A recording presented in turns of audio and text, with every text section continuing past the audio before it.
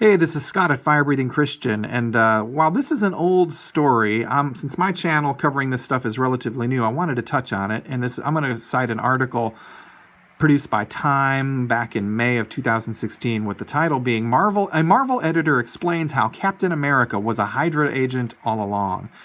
And I thought it was a good touchstone to sort of explain the profound disconnect from reality that defines the social justice warrior mentality that's taken over Marvel Comics and DC Comics and is trying to drag fans along with them into crazy land by doing these sorts of things to really legendary or at least iconic characters like Captain America. And I thought this really summed it up well. This development from a couple years back, and it's no coincidence that it was around this time where the Comicsgate movement really started to take off and become a thing. Comicsgate now being a pushback against the social justice warrior entrenched and drenched Marvel and DC companies that were putting out increasingly bizarre, Orwellian almost, or actually Orwellian-seeming identity politics-driven cultural Marxist garbage under the banners of iconic figures like Spider-Man, the X-Men, Captain America. And this development, though, was really is unbelievably stupid and revealing. And that Captain America was a Hydra agent all along. So all along, that's a big part of it too here. It's not like he converted here just recently when the SJWs took over. No, they're trying to explain how this is just how Captain America has been for a good long while. So I'm going to read through part of the article, and then I want to elaborate a little, share some thoughts on why I think this is a moment. And this is a moment of significance in comic book history.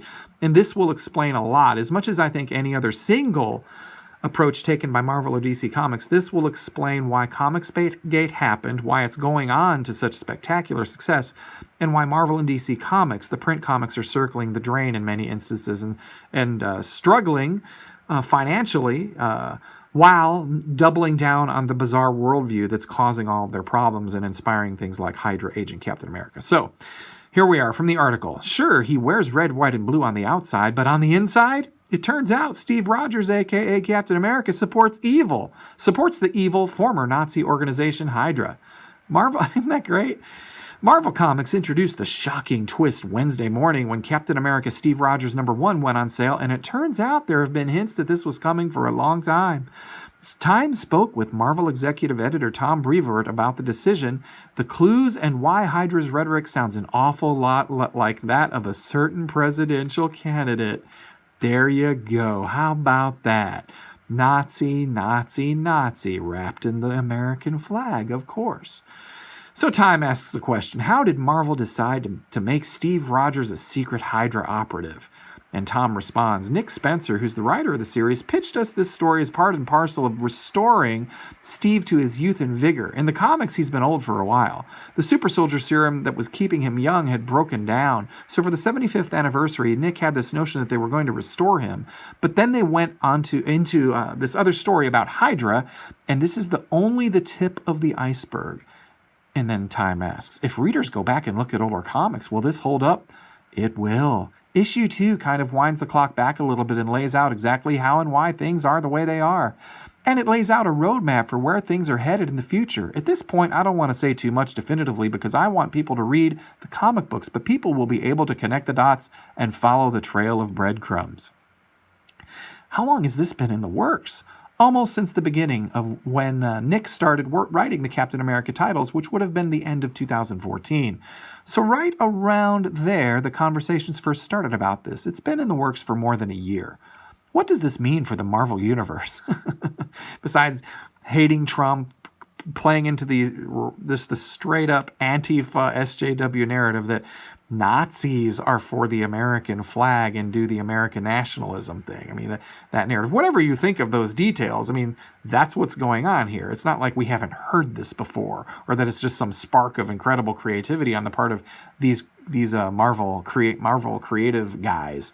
No, this is just part of an ongoing narrative that they're using Marvel and Captain America to promote. So to answer the question here, it means on the most fundamental level that the most trusted hero in the Marvel Universe is now secretly a deep cover Hydra operative, a fact that's really only known to the readers and to him. That makes every interaction he has with anyone take on a second layer, a second meaning. And then Time asks, in the comic book, the Red Skull of Hydra talks about, quote, criminal trespassers who, quote, make a mockery, end quote, of America's borders and calls the refugees in Germany a, quote, invading army, end quote, bringing, quote, fanatical beliefs in crime, end quote, to Europe. Obviously, this hate speech is nothing new for the organization, but it sounds like rhetoric we've been hearing this election. Is that purposeful? Is it? Or did it just randomly accidentally happen? Is it purposeful? The stupidity with which this interview and this article is composed, it's amazing. Is it purposeful or did it just randomly happen? Did you have any idea? Had you heard anything in any of the mainstream media about this sort of language about criminal trespassers or immigrants being an invading army, bringing crime? Did you know that was being talked about elsewhere? I mean, amazing. And this level of stupidity and feigned obliviousness and or actual obliviousness is one of the reasons why we really need to be optimistic and excited about how assured of failure the SJWs are, even if they have control of massive companies for now. Ultimately, it can't matter. You can't win when you're this stupid. So we'll continue with the article. We try to write comics in 2016 that are about the world and the zeitgeist of 2016, particularly in Captain America. Nick Spencer, the writer, is very politically active. Oh, no kidding. Wow. I'm glad they cleared that up. He's a Capitol Hill head and following this election very closely. So we can talk about political issues in a metaphoric way. Yeah, very clever, very subtle. That's a great way of doing that, you guys. That's what gives our stories weight and meat to them. Any parallels you have seen to situations real or imagined, living or dead, is probably intentional, but metaphorically, not literally. What are we supposed to think about the fact that someone literally named Captain America now supports those beliefs? Again, I don't want to say anything too definitively because we're laying out the story like any of us don't know where the story goes. But we want to push that button. There should be a feeling of horror or unsettledness at the idea that somebody like this can secretly be part of this organization. There are perfectly normal people in the world who you would interact with on a professional level or personal level, and they seem like the salt of the earth, but then it turns out that they have some horrible secret, whether it's that they don't like a certain group of people or have bodies buried in their basement. And this is the general way of painting everyone who doesn't embrace the social justice, identity politics narrative. You're not pro-LGBTQ, you don't think homosexuality is a good thing, you actually have the basic Orthodox Christian, multiple thousands of years old worldview on the subject of sexuality and homosexuality. If you have those views, if you're not SJW friendly, well then, you might seem nice and like the salt of the earth, but we all know you're a woman-hating, racist, bigoted monster. And that's what we want to reinforce through Captain America comics now at Marvel. Isn't that great? The article continues. You should feel uneasy about the fact that everything you know and love about Steve Rogers can be upended. So, kiss Captain America goodbye. I mean, their goal is to make you feel uneasy and disgusted, really, by this, what you thought was a superheroic character, the hero of heroes, the first Avenger, man. I mean, Captain America. Let's wreck him. Let's make him evil. He's a Hydra agent. He's very much like a Nazi in fundamental ways. And here's the time then, as if they hadn't been asking blunt questions up to this point. To ask the blunt question, is this a gimmick? The answer, every single month, whether it's a run-of-the-mill month for Captain America or an extraordinary month, our job is to put him in situations that place that character under some degree of pressure and see how he reacts to that. And hopefully our readers are surprised, shocked, elated. See something of themselves, learn something about themselves. To say it's a gimmick implies that it's done heedlessly just to shock.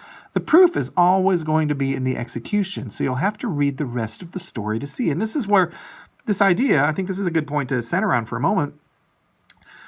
SJWs become very insulted, their feelings are hurt, and they're very angry. They become very, very angry when you don't want to continue to read the story, when you stop buying their comic books and their product because it's stupid, wrong, you disagree, you think it's awful. They insist that you must, again, if you understood them, you would agree with them. That's how the reality works in their world. You should love what they're doing as they ruin your icons and convert them into the polar opposite of what made them icons. The article continues, but I certainly believe it's not a gimmick. It's a story that we spent a long time on that's compelling and captures the zeitgeist of the world. It will make readers wonder how the heck we'll get out of this. How the heck will we get out of this? Now, what he means is how we'll get away from things like Trumpism and nationalism and people wanting to have borders, and rejecting the SJW narrative. But I think the thing that more and more people are getting out of is Marvel and DC Comics because of this stuff. Captain America was a Hydra agent all along, and they're very open with these things. And so this fluid morality thing that now it defines the social justice warrior, cultural Marxist identity politics worldview. Everything's fluid. There's no consistent application of standards. There's no consistent, coherent definition of terms like morality. It's just whatever it takes for a social justice warrior to advance the social justice agenda as they understand it at any given moment. Whatever it takes, that goes. That's fine. There are no equal rules for everybody. There are no standards that apply across the board. No, there's no logic. And social justice warriors now, the cultural Marxists are even assaulting logic itself as a tool of the patriarchy, a male thing. Seriously, no joke. And so the good news is, the bad news is obvious. They're doing this they're being allowed because of horrible decisions by Marvel and DC to hand over companies and the iconic figures that belong to those companies to these idiotic social justice warrior cultural Marxist types, and they're predictably running them into the ground in pursuit of advancing the SJW agenda. That's the bad news. It's sad, but it's coming and it's going. And the very, very, very good news on the other side is that as these companies, Marvel and DC, destroy themselves by just ramming their ships against the rocks, shipwrecking the things that the ships they've been given, so to speak, and destroying the credibility that's been built up over generations with these characters, at some point they'll be spent, they'll be done, people will almost entirely stop buying their product and they'll go away, while at the same time their horrible approach, their mistreatment and abuse of these icons, their perversion of what is a hero? Heroism, virtue, goodness. Their complete perversion of those things is opening the door wide open to Comicsgate and others like Comicsgate who are going to come in and provide the market with what it wants. Actual superheroes like the old school Captain America.